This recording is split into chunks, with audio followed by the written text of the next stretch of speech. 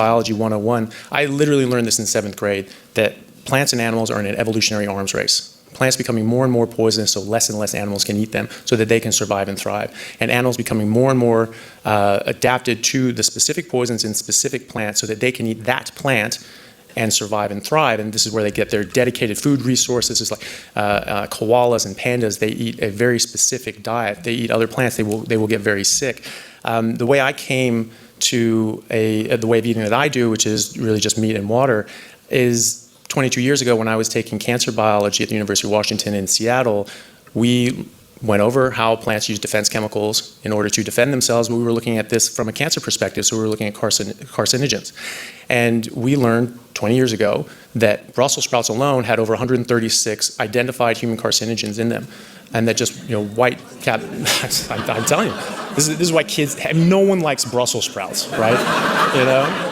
And that's why, right? That bad taste, that bitter taste is your brain and your tongue, which are sophisticated machines, and they can tell you, like, hey, this is bad for you, spit it out. So if and that's what we would normally naturally do as a kid. So you give an infant a piece of broccoli, they will hate you for it.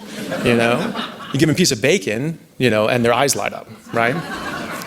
So we were learning that white cap mushrooms had over 100 known carcinogens, but also spinach, kale, lettuce, celery, cabbage, cucumber, broccoli, literally given pages and pages of every plant that you've ever come across in a grocery store. And not a single one had less than 60 known human carcinogens in them. They were quite abundant. We have research from Professor Bruce Ames from Berkeley in the 1980s that actually went into this, which we'll go on to in a minute.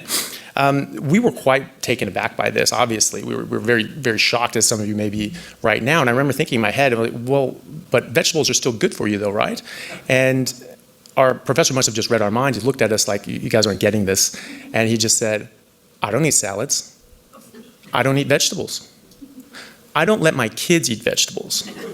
Plants are trying to kill you. So I was like, right, forget plants. And I just stopped. And you go to the grocery store and everything has plants, right? Everything's either is plants or has plants in the ingredients. And I just walked around and I just came across it's eggs and meat. I'm like, okay, well, I just eat eggs and meat. And that's what I did for a number of years and had massive health benefits. I was playing professional rugby while in university, and my athletic performance, as well as just my physical health, just increased dramatically. It was just night and day difference.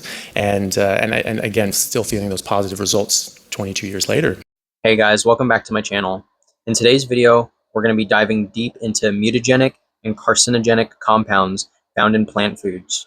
We'll also be breaking down the concept of hormesis, bodily stress, and several other plant toxins that you need to know about. Before we jump in, there are a few foundational definitions that you need to understand first. So let's start with some basic biomolecules.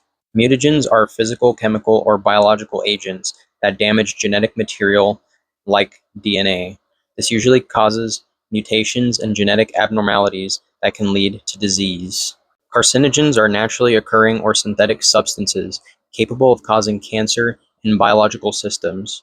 According to the CDC, there is no safe level of exposure to carcinogens, and they should be avoided as much as possible. Teratogens are compounds that interfere with fetal growth and development, leading to birth defects. And clastogens are a specific class of mutagens that break or disrupt chromosomes, leading to genetic abnormalities and cancer. Now that you understand those definitions, let's talk about stress and hormesis. Hormesis is a biological phenomenon where exposure to a low dose of a stressor or toxin triggers a beneficial adaptive response, while high doses remain harmful or toxic. This concept is described as a biphasic dose-response curve. Low doses stimulate, while high doses inhibit or are poisonous. It's the idea that what doesn't kill you makes you stronger. There are three primary types of hormesis. The first one is metabolic hormesis. Metabolic hormesis is stimulated by factors like exercise and fasting. Working out creates brief oxidative stress and microscopic microtears in muscle tissue. Given adequate rest, your body repairs these fibers, making them bigger and stronger over time. However, excess exercise without proper recovery causes chronic stress, leading to fatigue, muscle breakdown, and injury. The second one is stress response hormesis. Stress response hormesis is triggered by environmental temperature extremes and cognitive challenges. By sitting in a sauna for 10 to 20 minutes, You can provide a beneficial cardiovascular stressor, but overexposure can lead to severe heat stroke or even death. A brief cold shower can stimulate and invigorate adaptive responses, but prolonged exposure in extreme cold will cause hypothermia. Puzzles and complex problem solving can challenge the brain, supporting cognitive health and longevity as you age. And the third one is chemical hormesis. Chemical hormesis is triggered by ingesting low doses of toxic or foreign substances, commonly found in plant foods, pharmaceuticals, and vaccines, to provoke a defensive biological adaptation. Chemical hormesis is fundamentally different and potentially much more dangerous than metabolic or environmental hormesis. Consider pharmaceuticals. Many drugs work precisely because they are controlled toxins. They function by targeting specific tissue pathways or provoking immune responses. Take digoxin, a heart medication, as an example. It operates within a tight therapeutic window. Below that window, it is absolutely ineffective, but above that window, it becomes deadly. Furthermore, most medications are not designed for indefinite daily use without consequences. NSAIDs like ibuprofen, long-term daily use can cause gastrointestinal bleeding, ulcers, and kidney stress. Anxiety medications, long-term use can lead to cognitive decline, hormonal dysregulation, dependency, and severe withdrawal. Chemotherapy. Chemotherapy is a potent, targeted cytotoxic treatment used when somebody already has active cancer. You don't take chemotherapy daily as a preventative measure just because. You only take it when you actually have cancer. Broccoli, you're told, is incredibly good for us, anti-carcinogen properties. Now, broccoli, it contains sulforaphane. Sulforaphane is created when the plant becomes under attack. So it's created through the chewing process. Myrosinase binds to glucoraphanin and creates sulforaphane. The sulforaphane is so toxic that it can't exist in a healthy plant. Sulforaphane causes DNA damage through a process called clastogenesis. Sulforaphane is used in the treatment of cancers, so this is why people consume it on a daily basis. But you wouldn't take a chemotherapy pill unless you had cancer, because chemotherapy kills every cell in the body, not just cancer cells. So why would you take a medication if you weren't unwell? It's exactly right. They're saying that this thing has agents that we use in chemotherapy. They fight cancer. But the question is, do you have cancer? And why are you taking chemo? Why would you take something like that? Because of course, medicine is just a toxin that in certain circumstances confers benefit over the harm that it causes, but it always causes harm. And if you don't have that problem, then you're not getting the benefit either. You're only getting the harm. The same logic applies to plant compounds. Vegetables like broccoli are often praised because their toxins activate cellular defense pathways. But if your body is not actively fighting a disease, routinely consuming plant toxins forces your organs to constantly be processing cellular irritants. Why stress the body when you can nourish the body? Consuming plant defense chemicals activates the NRF2 pathway, a key pathway in chemical hormesis, which upregulates endogenous antioxidants to combat the mild cellular damage caused by the plant itself. Fun fact, smoking cigarettes and drinking alcohol also activate the NRF2 pathway. Does that mean smoking and drinking are healthy habits now? No. While nobody argues that plants don't contain toxins, many plant advocates now claim these toxins are hormetic, meaning that consuming them supposedly makes you stronger by triggering mild stress that the body overcomes and then adapts to. The idea of hormesis typically follows what's called a U-shaped curve. Very little of something has no effect, too much of something is harmful, but there's a sweet spot in the middle where it becomes beneficial. This is supposedly where fruits and vegetables fall into, but this supposed hormetic effect with plant toxins has a problem. It isn't defined or supported. Nobody knows which toxins are actually beneficial, what the correct dose is, and where it stops helping and starts causing harm. In the early 1900s, doctors told their patients that consuming alcohol would improve their health because of this hormetic effect, that a bit of alcohol supposedly toughened the body, and as a result it would strengthen your digestive system and improve heart function. But nowadays we know the opposite is true. Even small amounts of alcohol increase the risk of cancer, weaken the liver, and has next to zero health benefits. The same logic used to justify alcohol is now being used to defend plant toxins. This argument assumes a benefit when there's no evidence of one. What we do know for 100% certainty is that every single plant contains thousands of chemicals, and none of these compounds were designed to strengthen us. They were designed to defend the plant by harming attackers. Your body does not require dietary chemical hormesis to thrive. You can activate the NRF2 pathway naturally through safer methods such as exercise, sunlight exposure, being in ketosis, and challenging cognitive activities. The goal of eating is to nourish your body, not to stress it. Ketosis is a natural metabolic state humans have adapted to for millions of years.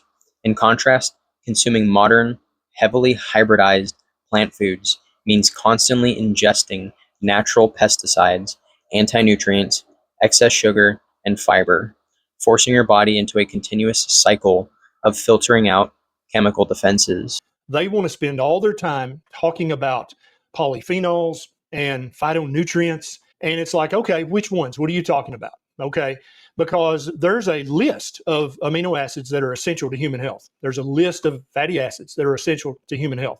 There's a list of vitamins and minerals that are essential, meaning that if we don't get them in our diet, we will get sick, we will suffer, and eventually die. This has been known since the 1920s and 1930s. So are these polyphenols, are they essential? Well, no, they're not. What about all the phytonutrients? What about all of the antioxidants, these things? And they'll say, oh, sulforaphane, that stresses your body. Well, wait a minute. I thought the job of food was to nourish the body, not stress the body. I thought that's what the job of nutrition was. If you want to stress your body, then you exercise. Or you try to learn a new skill to stress your brain, stress your body. You don't stress your body with food. Food is for nourishment. So I would love it if one of our plant-based colleagues would reach out to me and say, okay, Dr. Berry, here's the list of essential polyphenols and the list of essential phytonutrients that you can only get from plants, because I can't find the list. And I've reached out to Michael Greger, Paul Bernard on Twitter, and many, many other people. I'm still waiting for the answer. Research published by Professor Bruce Ames in the 1990s highlights that the vast majority of pesticides in the human diet are naturally produced by the plants themselves. Let's take a look at a few of these plant compounds classified as mutagens, carcinogens, and irritants. 5,8-methoxysuralin is a plant compound classified as a furanocoumarin, which is another plant toxin. They are a photosensitizing toxin that increase the skin's sensitivity to UV radiation. These compounds are also used in certain photochemotherapy treatments for skin disorders. A common example of their effects is when lemon juice comes into contact with the skin, followed by sun exposure, causing severe rashes and blisters. Because of their ability to damage DNA when activated by UV light, 5,8-methoxysuralin is classified as a mutagen and a carcinogen. Furanocoumarins are present in various plant foods and can pose acute and chronic health risks through ingestion, inhalation, or skin contact.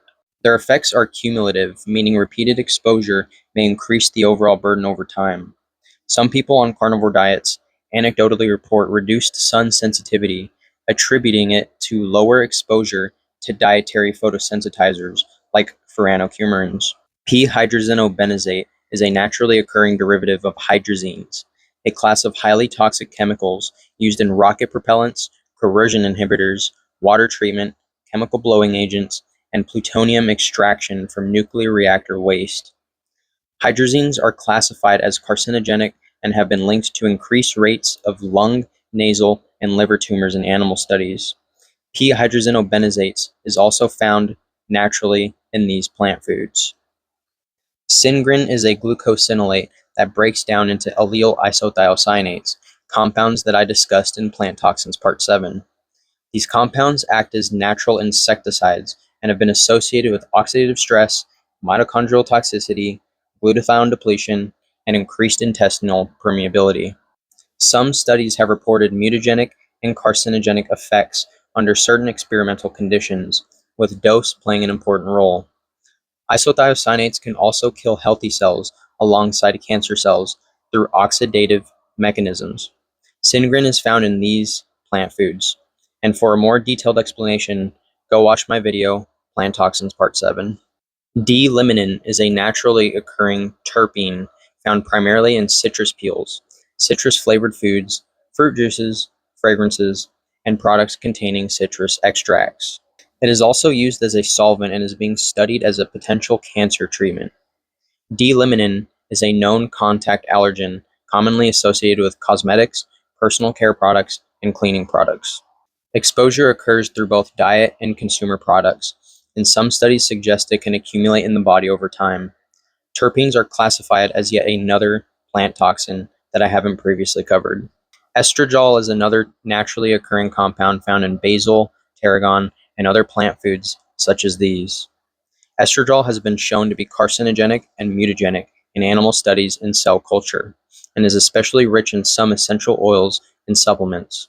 Safrole is another naturally occurring poison found in plant foods like sassafras, cinnamon, black pepper, basil, and banana peels. Safrole has been found to be carcinogenic and mutagenic in animal studies, causing liver tumors and DNA damage. Fun fact, root beer used to be flavored with sassafras oil, which is very high in safrole, but in the 1960s, food products made with sassafras were banned due to studies showing an increased prevalence in liver damage and various types of cancers in animal studies. To this day, root beer and various types of teas and food products that normally would have been made using sassafras have all been substituted with alternative sweeteners. Ethyl acrylate is another naturally occurring poison found in plant foods like pineapples, bananas, tomatoes, and berries. Ethyl acrylate is a colorless flammable liquid that is used in the production of plastics and found in different coatings, paintings, adhesives, and in nail polish. It is another common allergen reported in people that use cosmetics and beauty products that can cause redness, swelling, hives, eczema, and trouble breathing in certain individuals.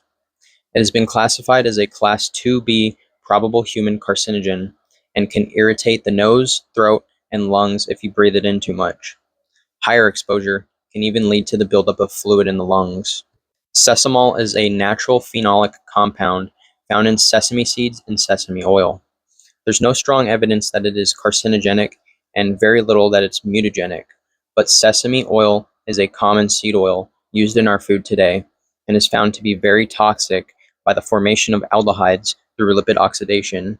I have a video talking all about seed oils if you'd like to learn more about them.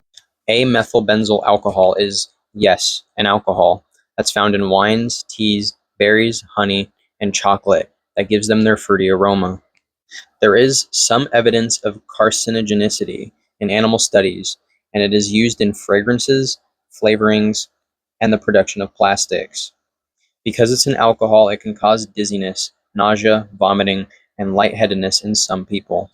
Benzyl acetate is naturally occurring in things like apples, bananas, grapes, cinnamon, basil, teas, and wines. It has been associated with the development of pancreatic tumors in animal studies, with no real evidence done on humans. It is also found in essential oils and fragrances, and the vapor can irritate the eyes and the respiratory tract. Catechol is another polyphenol that's found in various fruits, vegetables, nuts, seeds, and beverages. Catechol is classified as a Group 2B probable human carcinogen by the IARC, with evidence showing tumor formations in the forestomachs of rats. Chlorogenic and neochlorogenic acid are also polyphenols which are found in many different fruits and vegetables, and a high concentration in coffee. Both of these have been shown to be able to neutralize cancer cells, and again, with the side effect of also neutralizing your healthy cells. So that's kind of just a little overview of some of the carcinogenic and mutagenic plant toxins found in plant foods. There's thousands, there's so much more, but we wouldn't be able to fit it all into this one video. So to recap, while some of these plant compounds have therapeutic applications under specific medical circumstances, they are not essential for human health. You do not need to accept unnecessary dietary toxicity. Since switching to a carnivore diet 3 years ago, my health and immune function have dramatically improved compared to when I was struggling with chronic disease back in 2019. Plant-based advocates often focus on isolated benefits while ignoring side effects, cumulative toxicity, and allergic responses. Why just accept those risks when animal-based foods provide dense, bioavailable nutrition without plant defense chemicals? Our modern diet is a massive biological experiment, and the results speak for themselves. Rising chronic illness, widespread metabolic dysfunction, and rampant hormonal imbalances. And so I think that that's because we're looking at them incorrectly. So as every doctor has been saying for the last 50 years, make sure you eat your vegetables. I would say don't eat your veggies, and just at least something to think about anyway. Thank you very much.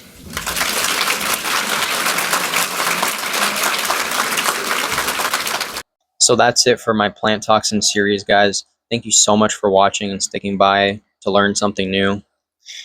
This series was not to tell you that eating plants and vegetables is going to kill you, but rather that over time, the toxins in these foods can accumulate and cause issues with your health, with your metabolic dysfunction, and just all sorts of different issues. And some people can even be more sensitive to certain ones and or be able to handle more of other ones.